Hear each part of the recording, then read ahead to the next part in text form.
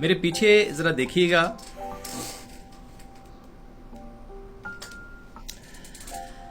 ये इस वक्त एक पाकिस्तानी बच्चा पाकिस्तान को रिप्रेजेंट कर रहा है यूनाइटेड नेशन के हेडक्वार्टर जिनीवा से। और पॉलिसी कौन सी बना रहे हैं, किस पे काम कर रहे हैं? 2050। हम तो 2023 से गुजरे हैं ना।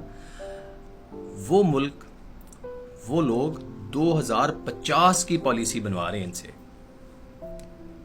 माय डियर, जरा गौर फरमाइएगा। मैं थोड़ा सा साथ साथ बताता जाऊं कि मेरा यंगस्टर्स आजकल का मायूस ना हो, परेशान ना हो, जस्ट कीप स्ट्रगलिंग। आप में से हर बच्चे के अंदर अल्लाह ताला ने क्वालिटीज, गट्स दिए हैं। मैं आपको भी इस मुकाम पे देखना चाहता हूं जहां पे ये पाकिस्तानी बच्चा बैठा है।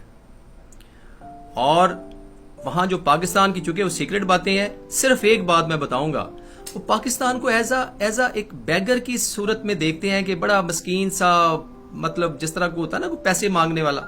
मतलब इस किस्म की जब बात आपके मुल्क के मुतल्लिक वहां पे हो, ठीक है, और वो मुल्क किसी लेवल पे भी कंसिडर ना करें, तो प्लीज मेरी मतलब क्रिटिसाइज करनी है। मैं सच्चा पाकिस्तानी हूं, लव पाकिस्तान।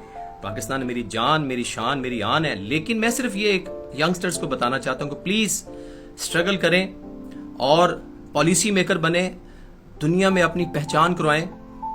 और इस लेवल तक जाने के लिए आपको शॉर्टकट रास्ता नहीं मिलेगा। Keep struggling. और फिर वो आपने अपने लिए, अपने वालिदैन के लिए और अपनी स्टेट के लिए फिर काम किया, जो कायदे आज़म ने कहा था, work your self for your self, for your parents and for the state.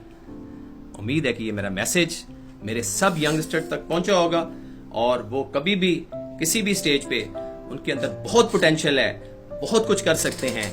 मेरी दुआएं उनके साथ हैं, मेरी वेल विशेस उनके साथ हैं। अपना बहुत ख्याल रखिएगा। बस सलाम।